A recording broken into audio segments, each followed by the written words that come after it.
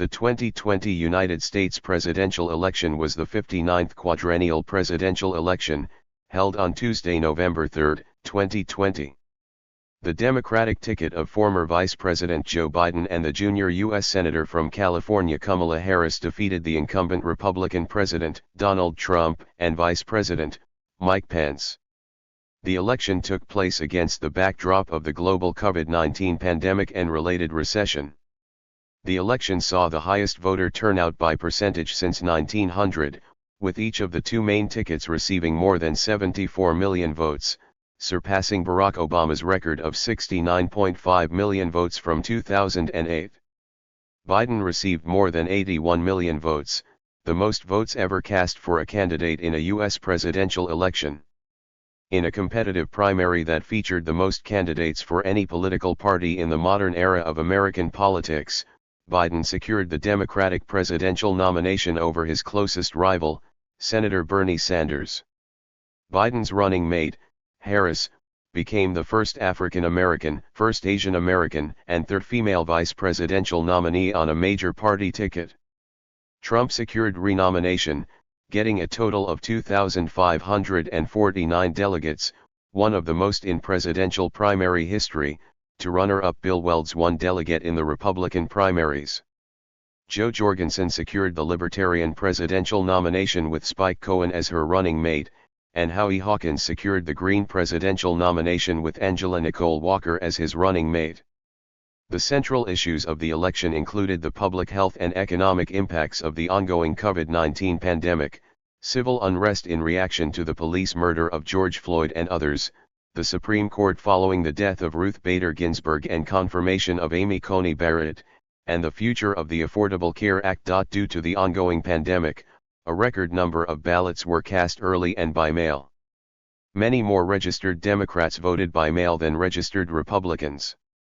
As a result of a large number of mail-in ballots, some swing states saw delays in vote counting and reporting. This led to major news outlets delaying their projection of Biden and Harris as the president-elect and vice president-elect until the morning of November 7, 3.5 days after the election. Major media networks project a state for a candidate once there is high statistical confidence that the outstanding vote would be unlikely to prevent the projected winner from ultimately winning that state. Biden ultimately received the majority in the Electoral College with 306 electoral votes, while Trump received 232. Trump was the first president to lose re-election since George H.W. Bush in 1992.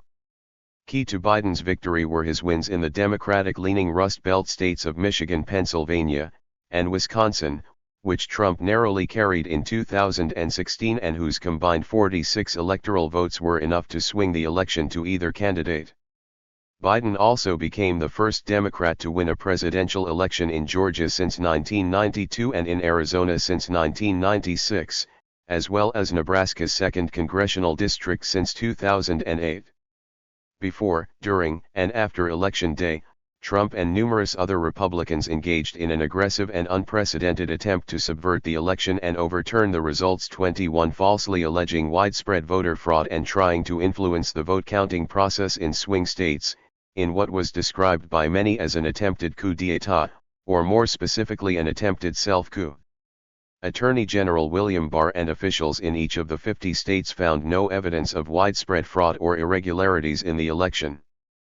Federal agencies overseeing election security said it was the most secure in American history. 27, 28, 29 The Trump campaign and its allies, including Republican members of Congress, continued to engage in numerous attempts to overturn the results of the election by filing numerous lawsuits in several states, most of which were withdrawn or dismissed, spreading conspiracy theories alleging fraud, pressuring Republican state election officials, including, notably, Georgia's Secretary of State Brad Raffensperger, in a phone call that later became widely publicized, and legislators to change results, pressuring the Department of Justice to declare the election corrupt and intervene, objecting to the Electoral College certification in Congress, and refusing to cooperate with the presidential transition of Joe Biden. With Trump vowing that he would never concede the election and after exhorting his followers to fight like hell, A mob of Trump supporters attacked the United States Capitol on January 6, 2021, during the joint session of Congress held to certify the Electoral College count.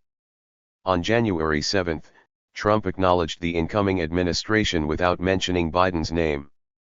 Biden and Harris were inaugurated on January 20, 2021. In a break from tradition, Trump did not attend his successor's inauguration. Trump was indicted on August 1, 2023, on 4 counts relating to conspiring to overturn the results. Article 2 of the United States Constitution states that for a person to serve as president, the individual must be a natural-born citizen of the United States, be at least 35 years old, and have been a United States resident for at least 14 years. Candidates for the presidency typically seek the nomination of one of the various political parties in the United States. Each party develops a method, such as a primary election, to choose the candidate the party deems best suited to run for the position. Primary elections are usually indirect elections where voters cast ballots for a slate of party delegates pledged to a particular candidate. The party's delegates then officially nominate a candidate to run on the party's behalf. The presidential nominee typically chooses a vice presidential running mate to form that party's ticket, which is then ratified by the delegates at the party's convention, except for the Libertarian Party, which nominates its vice presidential candidate by delegate vote regardless of the presidential nominee's preference. The general election in November is also an indirect election, in which voters cast ballots for a slate of members of the Electoral College. These electors then directly elect the president and vice president. If no candidate receives the minimum 270 electoral votes needed to win the election, the United States House of Representatives will select the president from among the 3 candidates who received the most electoral votes, and the United States Senate will select the vice president from among the candidates who received the 2 highest totals. The presidential election occurred simultaneously alongside elections for the House of Representatives, the Senate, and various state and local level elections. The Maine legislature passed a bill in August 2019 adopting ranked choice voting, RCV, both for presidential primaries and for the general election. Governor Janet Mills allowed the bill to become law without her signature, which delayed its taking effect until after the 2020 Democratic primary in March and made Maine the first state to use RCV for a presidential general election. The Maine Republican Party filed signatures for a veto referendum to preclude the use of RCV for the 2020 election, but Secretary of State Matthew Dunlap found there were insufficient valid signatures to qualify for the ballot. A challenge in Maine Superior Court was successful for the Maine Republican Party, but the Maine Supreme Judicial Court stayed the ruling pending appeal on September 8, 2020. Nevertheless, ballots began being printed later that day without the veto referendum and including RCV for the presidential election, and the court ruled in favor of the Secretary of State on September 22, allowing RCV to be used. An emergency appeal to the Supreme Court was denied on October 6. The law continues the use of the congressional district method for the allocation of Maine's electors. Nebraska is the only other state that apportions its electoral votes this way. While multiple rounds of vote counting were not needed due to a single candidate receiving a majority of first-choice votes statewide and in each district, use of RCV complicates interpretation of the national popular vote because voters are more likely to vote for third-party or independent candidates. On December 14, 2020, pledged electors for each candidate, known collectively as the United States Electoral College, gathered in their states' capitals to cast their official votes. Pursuant to the processes laid out by the Electoral Count Act of 1887, certificates of ascertainment listing the names of the electors and separate certificates recording their votes are distributed to various officials across the branches of government. The newly elected Congress, with the Vice President in his role as Senate President presiding, met in a joint session to formally open the certificates and count the votes, which began on January 6, 2021, was interrupted by the January 6 United States Capitol attack, and finished the following day. The presidential election occurred simultaneously with elections to the Senate and the House of Representatives. Gubernatorial and legislative elections were also held in several states. For the subsequent election, the apportionment of House seats among the 50 states based on the results of the 2020 United States Census occurred, and the states conducted redistricting of congressional and state legislative districts. In most states, the governor and the state legislature conduct the redistricting, although some states have redistricting commissions. Often, a party that wins a presidential election experiences a coattail effect that also helps other candidates of that party win elections.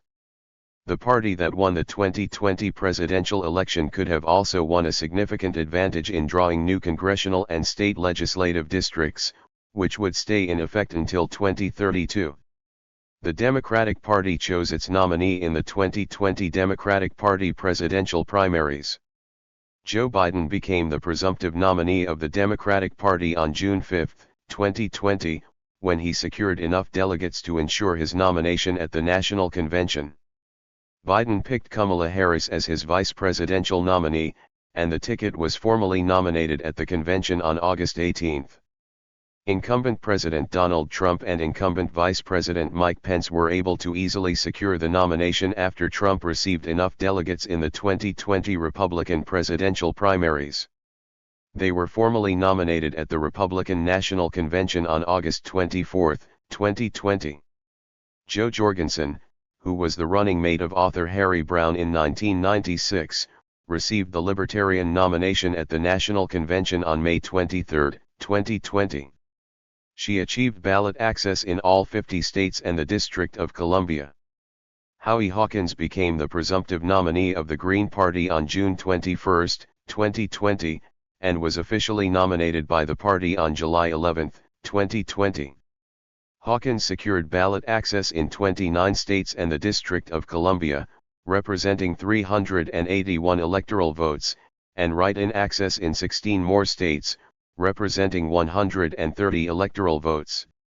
Joseph R. Biden Jr. was elected the 46th President of the United States.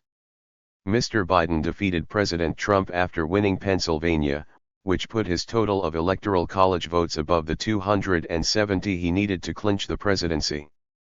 Former Vice President Joe Biden, D., won the presidential election on November 3, 2020.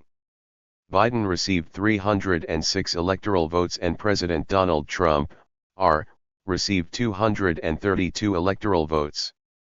In the national popular vote, Biden received 81.2 million votes and Trump received 74.2 million votes. Biden was sworn in on January 20, 2021, becoming the oldest president to take office at 78 years old. His running mate, former Sen. Kamala Harris, D. California, became the first black woman and person of South Asian descent to serve as vice president.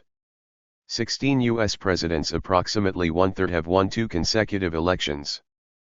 Prior to Trump, George H.W. Bush, R., was the last president to lose his re-election campaign in 1992. The election took place on November 3, 2020. Thank you for watching this video.